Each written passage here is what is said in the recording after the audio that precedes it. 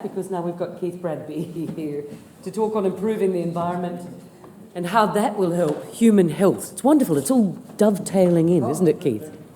Thank you for the segue. Yes. Please welcome Keith. Oh, thank you.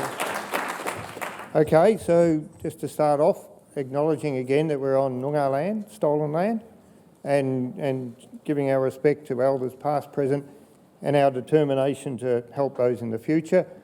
This is a classic painting that a mate of mine, Craig McVie from Kojonup, did quite a few years ago, and I remember looking at it and not being able to work it out, and looked at it again. After a while I got the courage to say to Craig, I don't get this stuff. And he said, did you read the title?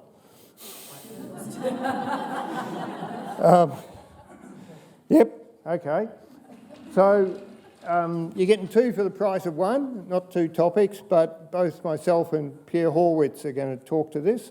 And we're hoping to talk quick enough to actually you talk to us for a while. Pierre's the bloke who started this conversation with me 20-something years ago, and I failed to listen properly. And I'm the bloke who got fired up in the last 9 months and feel a bit like the dog that chases the car. I caught it! Oh shit, now what? But we'll come to that. EcoHealthGlobal.org is part of the crew I'm going to talk about. Are these two things that look in different ways, or actually should they be snuggling up together and copulating? There we go. So my background to this is working in the Gondwana program, which no one will let me explain. But anyway, it's a bloody big thing that is happening and is causing change. We've just been talking next door about tens of thousands of hectares of change in the central zone and quite a few million hectares of change in Indigenous protected areas and ranger programs out in the woodlands, the area now known as the Great Western Woodlands. 11 years ago, it's just that scrub the other side of the wheat belt, remember? So instead of talking about all the wonderful things, look at the pride, the joy, the fulfillment in those faces. Just some of the many wonderful people we work with, and some are just how it feels like to be part of, to be standing in what was a barren sheep paddock but is now a 3-year-old direct-seeded bloody 400 hectares with 100 and something species. Ecological restoration, nice chat going on next door. We're having the quality one here. But there is this nonsense. We heard it from the Minister this morning when he wasn't talking about how he's managing to cost shift the Commonwealth into the state budget. He talked about how they're going to get Dirk Hartog Island back to how it was before Europeans. Well, sorry, you're not, because it's not then. You know, ecosystems are dynamic. And when I first had this graph put in front of me and explained to me, and I was sitting on a log at a place called Heartbreak Ridge out near Fraser Range at the time, I had to scratch my head a bit, but it takes a while, but it is about that full suite of pristine wilderness and all the nice things that we get from living in a healthy environment. And of course, we know where we are. We're down the bottom at the impaired state. But we're going to work hard and get back the whole suite of useful and useful for themselves attributes. A mate of mine who's been a bit pivotal in all this, James Aronson, been around a long time, and he keeps writing books. 30 years ago, ecological restoration, and takes off a bit, and then 20 years ago they do restoring natural capital. That's taken off a bit too. So a good player in the game. He rings up at some point and says, look, we've been out a few times. A great database of trees of the desert canopies of the world, by the way, I can't remember the site, but James has been on a few trips out with the Nudger guys with us. He rings up and says, look, we think there's this link between restoring the environment and human health, and we should build on that. And Pierre goes, duh. But he says, I'm coming out and I want to have a yarn, so I'm thinking, okay, I better talk to people, see if anyone's interested. I knew a bloke down the road, Peter Spelderwin at UW Albany, who'd done his PhD on the links between salinity and mental illness and depression in the wheat belt. So I grabbed Peter's paper, which is 11 or 12 years old, 10 years old, never trust me with numbers, and I put it in front of some of our public health professionals in Albany, and they say, oh, we wondered about there, and that makes sense. And I'm thinking, right, so we've raised the question, is there a link between the environment and human health? And the health people here are making a link with this guy, Peter, whose office is 400 metres away. So just by raising the question, I think we can do useful things. And then they showed me their budgets and their budget projections. Oh my God. I like the bee. We don't get to see bees behind numbers very often in this game, do we? But there is something going on here which, again, it was mentioned, our affluence is doing something to us. Population goes up 29%, everything else goes up much more in WA. So we took James for a bit of a drive, came over for a while. He wanted to run a workshop. I couldn't work that out, so we had a workshop on wheels. And I've got to say, the people intuitively get this. So wherever we stopped, people intuitively got it and said, yeah, what about this, what about that? This is Maggie Shanklin, part of the Rangers Link crew between the Prongerups and the Stirlings. They said, yes, we've listed all the ways they felt it was important for them, and we said, well, we'll make you one of the pilot sites. And they said, oh yeah, but you're going to include Albany, aren't you? And of course, some people might think the Mayor of Albany is not that environmentally minded. You know, I'll dispute that, because I've had 3 meetings with him so far on eco-health and he loves it. And we've got a plot running. This is a useful ally to our armour. Next thing I know, I'm in St Louis, Missouri, and we're launching Eco-Health St Louis with the Mayor of St Louis. And, oh, this is interesting. Where do you come from, Di? Chicago. Well, it's not that far, just up the river. I have friends in the other Albany. And then we end up 3 days locked in a room with an interesting mix of people to discuss just what is this about and how would you set up a global network that documented and demonstrated these links. And it's an ongoing conversation, part of what we're doing today.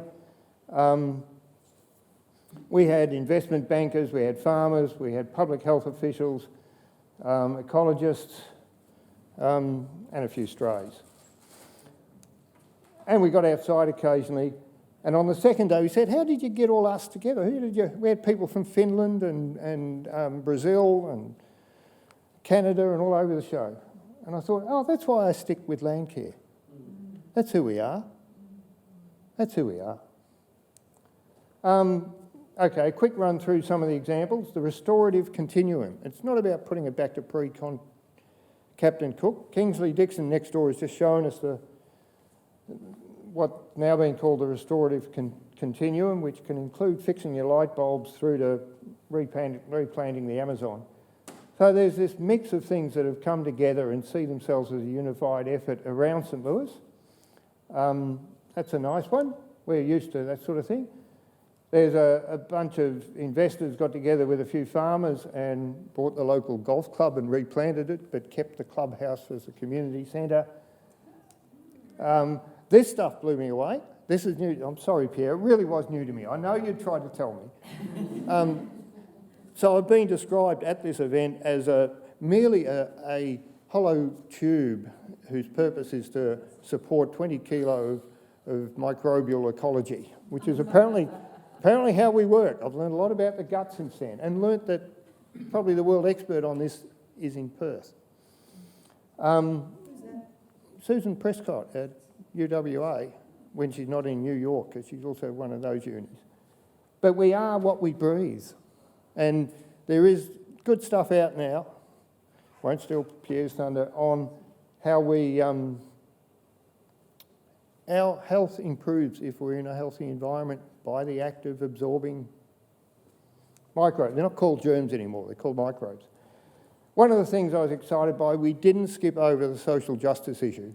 These are the health statistics for South St Louis and North St Louis. They're separated by a road and 20 years life expectancy and numerous other statistics. Guess what? North St Louis is black. And the fellow who put this up, who also works a lot in Haiti, these are also the health statistics for the third world, for Haiti, after the devastation. This is terrible. And we talked about all sorts of ways you can improve the health of North St Louis, and he said, mind you, quickest way is to get people jobs. So it was exciting for me we weren't ignoring these things. It wasn't all about clinical data. And then we got into cultural healing. Wonderful woman, Christina Eisenberg, who she's part Indian in some form, but who works with fire, works with trophic cascades, works with communities. That pile up in the corner, that's a little pile of buffalo skulls. They don't have that many left now. Very exciting to see this spread of issues tackled. So I come back home, the conversations at the moment, I know where the car is, I haven't got my teeth into the tyres yet. Margaret River community, particularly Suzanne, we got Suzanne on board. We had a great meeting over there. We hope that'll be one of our development sites, a lot of restorative actions there. The Albany community and its catchment, property called Noongar, where we've helped the Noongar community establish a cultural camp centre, which is about to be a campus of Curtin University, education done Noongar way. And we've also helped the Naju guys out at Norseman set up their ranger team, their Indigenous protected area, a whole heap of other things. And one of the big benefits is there's only been 2 suicides since then, and that's good apparently. So that's, and there's this other one. So where could we change things so drastically that the flow-ons to human health are obvious? Well, if we restored back to the, ecological fire regimes, every time there's a big batch of prescribed fire, emergency department admissions. Anyone who was at the prescribed burning conference would have heard the debate about the cost-benefit study in New South Wales. They save 1 to 2 lives a year with their X million dollar prescribed burning. And then Professor Johnson from Hobart jumps up and says, yeah, and 10 people die in Sydney every year from smoke inhalation. Nice stuff. These connections are just flowing out of the woodwork. Very quickly, nearly finished my bit, Pierre.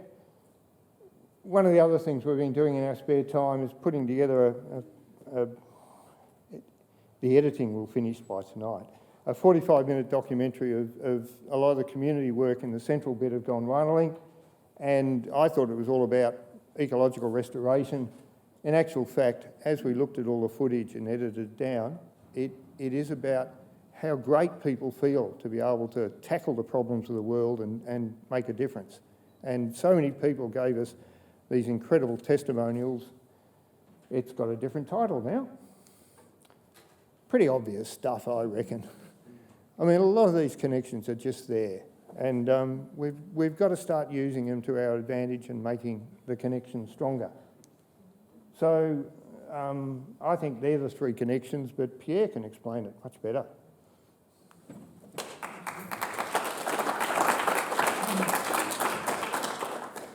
So thanks, Keith.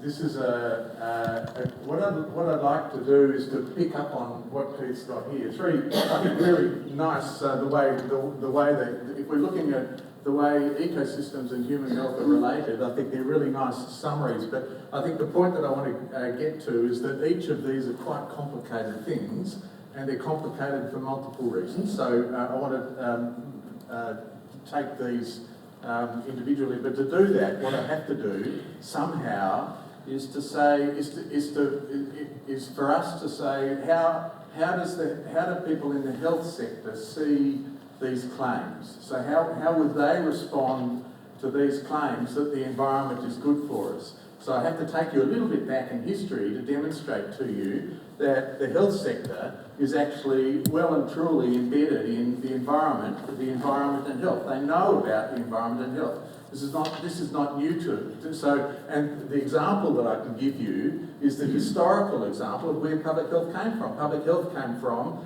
an understanding of how to deal with cholera, how to deal with typhoid. But cholera, the classic story of John Snow, the father of epidemiology, the study of disease, came from the 1850s and from those outbreaks, those fatal outbreaks in Soho in London, where he mapped where the cholera outbreaks were, and he worked out that they were all coming from, and the people who were dying were coming from one particular pump, one particular well, and he took the handle off the pump and he solved the problem. So, because that was the source, it was that particular wetland that was contaminated with feces and so on. So public health becomes embroiled in this. How does the environment affects human health in a particular way? It's a source of disease.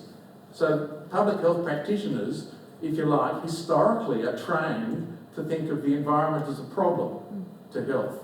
And you can look at all of that list. You know, the malaria, one of these very serious issues for us, for the world in terms of morbidity and mortality. You know, this is a really serious issue that we're trying to get on top of. Is about vector-borne diseases. Where do the vectors live? They live in wetlands. It's an ecosystem issue. What's the best way of dealing with vectors like mosquitoes? Is to drain the wetland. So that we have these, and people drown when you get floods. So what's the best way of solving that situation? Is to stop the floods and put a dam upstream or whatever. You know, that I'm giving you a perspective here about where public health has come from. I'm probably giving an unfair characterisation of the health sector as a whole, but still, as a whole, it's trained to think of how do we solve a situation where the environment might be a problem for human health. So we go from there to the baggage that we have to deal with, that we have to try and turn this around. So for our very own behaviours, so the sorts of things that we're doing all the time is we're changing ecosystems. All of the stuff that we've heard is, we're increasing pollution, we're decreasing the quality of water that we have to drink. Our air is a problem. The biodiversity is going. We're getting less food diversity. All of those sorts of stories. It's our own behaviour where the environment is going to affect us at some stage. So the human health is affected by the exposures that we have to the environment. Public health, infrastructure planning, development and so on, they're already intimately entwined with the ecosystem management. So there becomes this cultural challenge, the cultural baggage that we're trying to deal with, of how we see ourselves. So we have to try and turn that relationship around. It's a strong relationship that we have embedded in society. So I think our challenges are, how do you balance that? How do you get the health sector to think about ecosystems as being good for us as well, and then how do you make that a governance issue? So how do you say the health and environment sectors need to work together so that we can derive benefits from the environment, not just deal with the negatives? And then how do we recognise our interdependency? So we kind of have to change the language of the health sector while we're doing it. So one of the ways of doing this is ecosystem services. So I'm going to gloss over this because we know this stuff. And then the linkages between ecosystem services and all of the ways in which human well-being unfold, and all of the interlinkages there, and different ways of saying, well, what happens if we draw on fresh water too strongly? We make that service bigger, but these decline. Some of the other services decline in the process, so we can use this as a mechanism for trade-off. It's a really nice economic model. Another point that I want to make is that if we see ecosystems as the setting for human health, and this is the language of the health sector, they talk about, and health promotion in particular, talk about what the setting is. So they talk about healthy cities, healthy universities, healthy hospitals. We talk about what's a healthy ecosystem is where ecosystem services play out, but it's not, if you degrade ecosystems, you get degraded health, and if you improve ecosystem services, then you get improved health outcomes. Well, you do get that double dividend, or you do get a double minus there where that occurs. But there are these two paradoxes where you can have enhanced ecosystems that are bad for you, and you can have degraded ecosystems that are good for you. I can give you a couple of examples of that. And then a couple of examples of that. If we eat the wrong type of fungi, it's not going to be good for us, is it? And if we go to hospital where the ecosystem services are simply not there, or they're degraded to a particular point or distorted in such a way, but it's classified as good for us because it's restorative in its rehabilitative and so on. So we have to look at these positive and negatives because that's the way the health sector wants us to treat and wants us to understand what the relationship is. We've got these things that sustain life: air, water, personal nutrition and microbes. We've got where our exposures to hazards are. We've got where our benefits are derived, and our benefits are benefits to our psychosocial well-being, our mental health. We've got places where we get our livelihoods. Keith's just been talking about places where we recreate, places that enrich our lives, which Keith has just been talking about as well. Enable us to cope as well and give us and to help others. And there are also places where, so that's, if you like, that's a suite of ways in which the environment is going to be related to us. How do you get the win-win? How do you get the win for the environment and the win for health is the way that we should be looking at this as much as possible. I'm going to give you an example. This is a complicated example, I'm sorry, but it's an example because one of the things that we don't have is how do these mechanisms roll out? How do these things actually provide health? Is it enough to say all you need to do is get exposure to nature? Well, what type of nature? Is it a pine forest? Do we get the same benefits out of a pine forest as we do out of a... what about if we wade into a swamp? Do we get the same benefits there? What about a backyard? Do we get the same benefits out of a backyard, or do we need bushland? Do we need diverse systems? What's the story? What's going on here? Well, one mechanism that's been proposed is, in fact, I think it's the only sensible mechanism that we have, has only emerged recently. As Keith said, it's not just the work of Susan Prescott, but she's a champion of this. She's a paediatric immunologist, and she works with others around the world, a champion also of planetary health. So I'm going to try and summarise it this way. This is adapted from a work of hers. So if you have chronic stress, so if you're chronically stressed, then you have sustained elevations in your stress hormones, and or you have these inflammatory immune chemicals that are pumped into your system to enable you to deal with that stress. But if that is sustained, so if your chronic stress is sustained, it leads to this sort of wear and tear of your physiological mechanisms, and it becomes dysregulatory, so it becomes problematic in cellular terms. So if that happens, that can actually lead to an elevation of low-grade inflammations, and there's a link, we know there's a link between persistent low-grade inflammations and depression. So those links are established, and that low-grade inflammation itself can promote depressive symptoms. It can lead to anxiety, fatigue, cognitive disruptions and pain, which actually feeds back into your chronic stress and drives that system, it drives that little loop.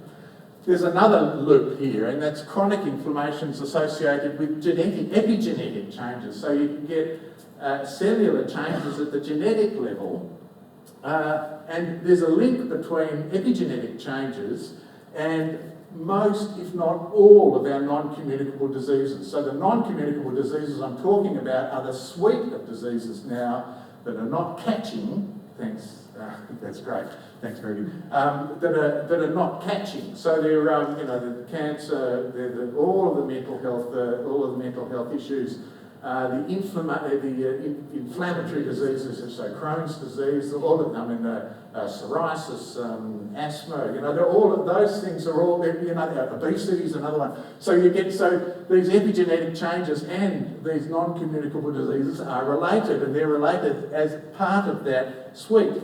Where does the environment fit in? The environment provides these insults to give us chronic stress. So if we're subjected to poor surroundings, if our surroundings are constantly stressing us in particular ways, it can drive us on its own. It's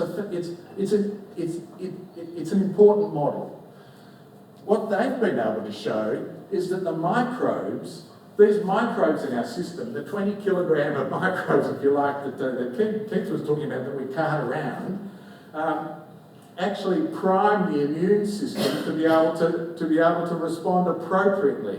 So if we don't have an immune system that's responding appropriately, by that I mean that it knows when to shut itself down An immune system knows when to shut itself down and allow this wear and tear to stop itself. But if it doesn't know that, then there's a problem. So it's the microbes that do that regulation, and the more microbes you get exposed to in your earlier years, the better primed your immune system is to be able to shut down this inflammatory system as it kicks off. We know that that's related to, then you start talking about nature deficit disorder and biophilia and all of those sorts of other things, because and nature relatedness. This is where the link is. That's the hook that we've been talking about, but we haven't known any of that other stuff. There's no mechanism, if you like. So what do we do with the getting wins, the win-wins? Restoration ecology, the restoration of ecosystems gives us the capacity, at least, to get our children back into this stuff, at least, if not ourselves. There's also innumerable, once we start adding it up, we get an innumerable suite of benefits. So I just want to point out to you that the health sector again kicks in here, because if we get people out exercising in a situation where they're with company, in particular, where they're a situation where they're under control, the control of their own destiny, and when they get esteem, in other words, when they get rewarded for the things that they're doing, it doesn't matter what they do or where they are, if you do that, they're going to get health benefits. So a lot of the benefits that we're attributing to going out into nature are going to be provided to a bunch of people no matter where they are. So there's something in there as well. So there's something about diversity, there's something about biological diversity, but there's something about what we do as environmental activists, environmental volunteers, working in the environment sector that's going to be good for us anyway, because we're getting those sorts of benefits. It's place-based. One of the fantastic things about this is that it's place-based, it's interactive. The two mechanisms that we can use that exist in the health sector are health impact assessments. We can use health impact assessments to place on top of any sort of proposal to say what are going to be the health outcomes, where are we going to lose the benefits on the basis of that, whatever's been proposed, and where are we going to gain health benefits on the basis of whatever's been proposed. We have to do that in an even-handed way, otherwise we're not going to get the health sector engaged in the way that we want to, and we have to start putting finance around this. If we can demonstrate that our actions in ecological restoration are going to provide benefits to a health sector that's obsessed with emergency care, and where it's going to relieve pressure on the emergency care sector, the hospitals in other words, we're going to get a win out of that. So health economics is going to play an important part of that. It's place-based, and my final point is we're living in, we're surrounded by living systems, so we have to change our language and change our thought processes to say we're surrounded by a system that's going to respond to us. We are systems ourselves, and we're dealing with interdependencies, not a situation where we're dependent on the environment. This is a multiplicity of relationships here, and we have to change our language and try and help the health sector change their language and their understandings as well. I think I'm done.